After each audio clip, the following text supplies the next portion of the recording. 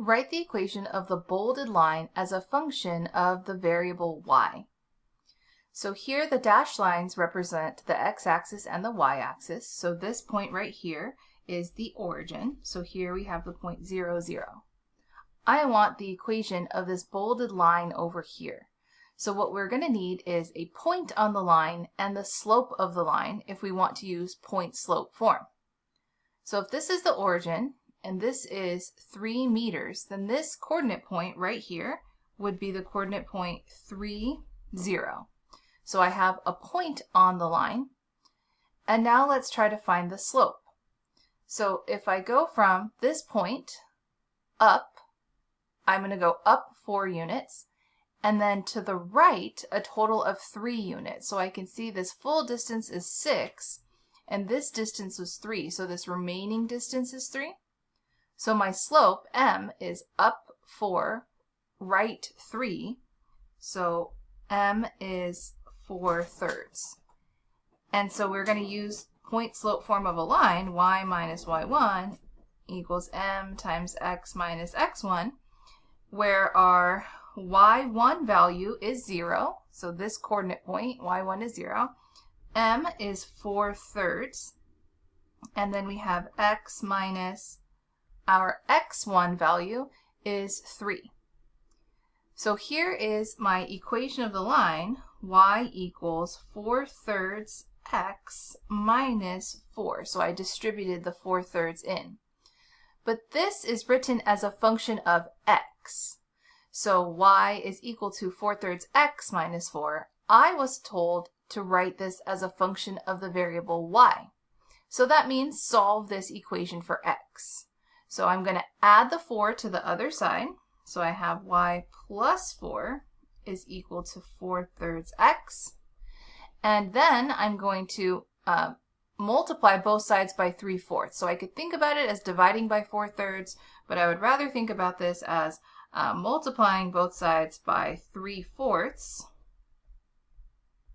because then I know that 3/4 times 4/3 is just 1.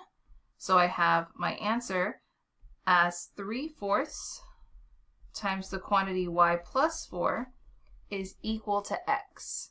So I could leave it like that, or I could distribute in the 3/4. So I have 3/4 y plus 3 is equal to x. Here we want to write the equation of the bolded part of the semicircle as a function of the variable y. So here our origin is at the center of what would be our entire circle, and I have a diameter of 20.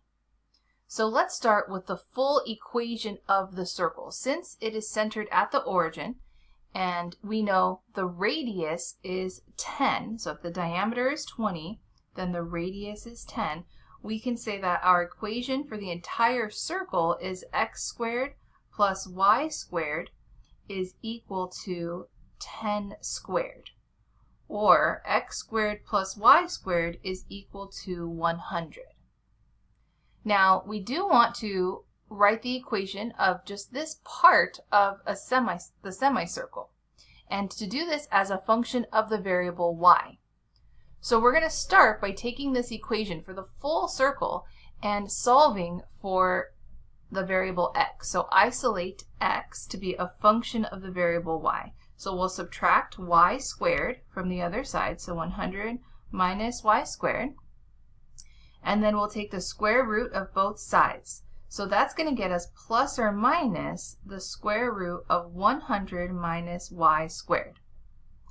Well, we got two different equations out because the positive side represents the right side of the circle. So this is x equals the square root of 100 minus y squared, and the negative part would be the other side of the semicircle.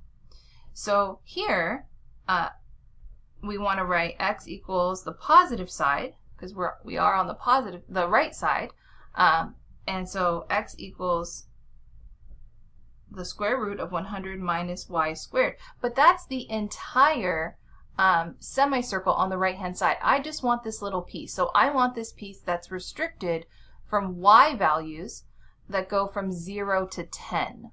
So this coordinate point way up here, this would be 0, 10. So I'm going to put a restriction on the domain. So I have this quarter circle written as a function of y is the square root of 100 minus y squared, with the restriction that y values are between 0 and 10.